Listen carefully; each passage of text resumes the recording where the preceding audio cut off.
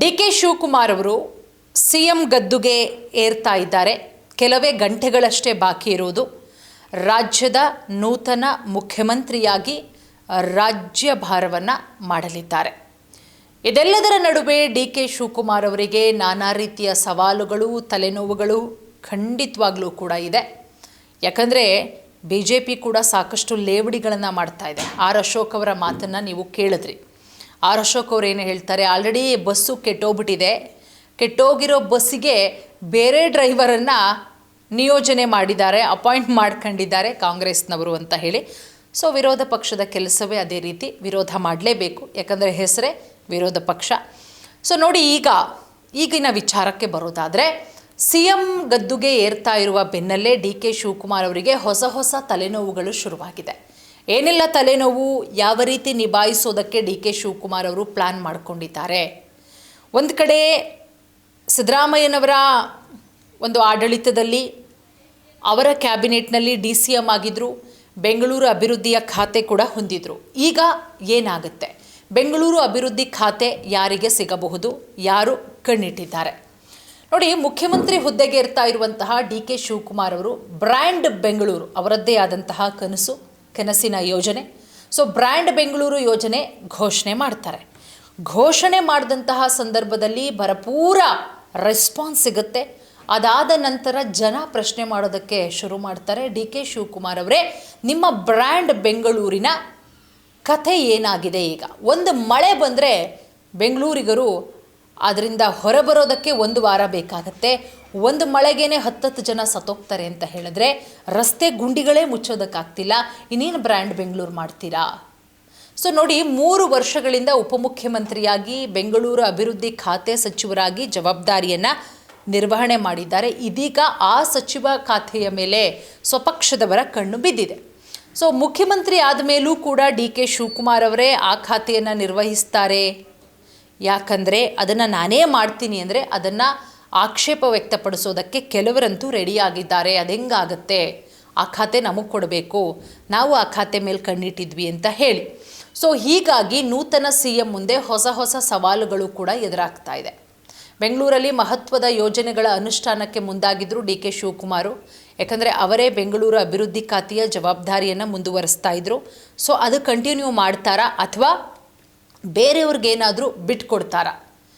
So ಇದೆಲ್ಲವೂ ಕೂಡ ನಾಳೆಯ ಸಂಜೆಯ ಒಳಗಡೆ ಗೊತ್ತಾಗುತ್ತೆ, ಏನೇನು ಖಾತೆಗಳನ್ನು ಅವರು ವಹಿಸ್ಕೋಬಹುದು ಅಂತ ಹೇಳಿ.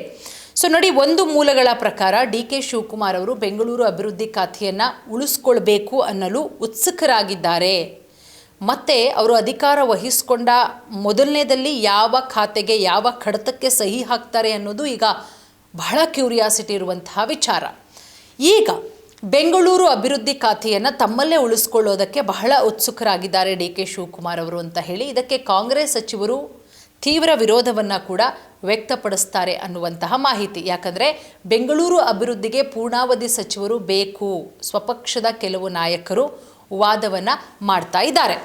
ಒಂದು ಕಡೆ ಯಾರು ಕಣ್ಣಿಟ್ಟಿದ್ದಾರೆ, ಯಾರಿಗೆ ಆಗಬಹುದು ನೋಡಿ, ಕಾಂಗ್ರೆಸ್ ಹಿರಿಯ ಸಚಿವರಾದಂತಹ ರಾಮಲಿಂಗಾರೆಡ್ಡಿ,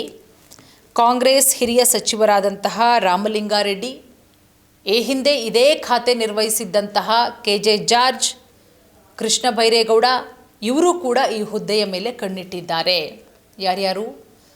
ಹಿರಿಯ ಸಚಿವರಾದಂತಹ ರಾಮಲಿಂಗಾರೆಡ್ಡಿ, ಇದೇ ಖಾತೆ ನಿರ್ವಹಣೆ ಮಾಡಿದಂತಹ KJ ಜಾರ್ಜು, ಕೃಷ್ಣ ಬೈರೇಗೌಡ, ಈ 3 ಜನರು ಕೂಡ ಈ ಹುದ್ದೆ ಮೇಲೆ ಕಣ್ಣಿಟ್ಟಿದ್ದಾರೆ. ಸೊ ಸಂಪುಟ ರಚನೆ ಬಿಸಿಯಲ್ಲಿ ತಮ್ಮ ಖಾತೆ ಉಳಿಸ್ಕೊಳ್ಳೋದಕ್ಕೆ ಡಿ.ಕೆ. ಶಿವಕುಮಾರ್ ಅವರು ಏನು ಮಾಡ್ತಾರೆ? ಮತ್ತೊಂದು ಪ್ರಶ್ನೆ, ಯಾಕೆ ಬೆಂಗಳೂರು ಅಭಿವೃದ್ಧಿ ಖಾತೆಯೇ ಮುಖ್ಯ? ಯಾಕೆ ಇಷ್ಟೊಂದು ಕಾಂಪಿಟೇಷನ್ ಅದಕ್ಕೆ? ನೋಡಿ, ಬೆಂಗಳೂರು ಅಭಿವೃದ್ಧಿ ಖಾತೆ ವಿವಿಧ ಸಚಿವ ಸ್ಥಾನಗಳಂತೆ ಅತ್ಯಂತ ಪ್ರಮುಖ ಮತ್ತು ಪ್ರಭಾವಿ ಸ್ಥಾನ. ಕಳೆದ 3 ವರ್ಷಗಳಿಂದ ಡಿ.ಕೆ. ಶಿವಕುಮಾರ್ ಅವರು ಬ್ರ್ಯಾಂಡ್ ಬೆಂಗಳೂರು ಉಪಕ್ರಮದೊಂದಿಗೆ ಅತ್ಯುತ್ತಮ ನಂಟನ್ನು ಕೂಡ ಹೊಂದಿದ್ದಾರೆ.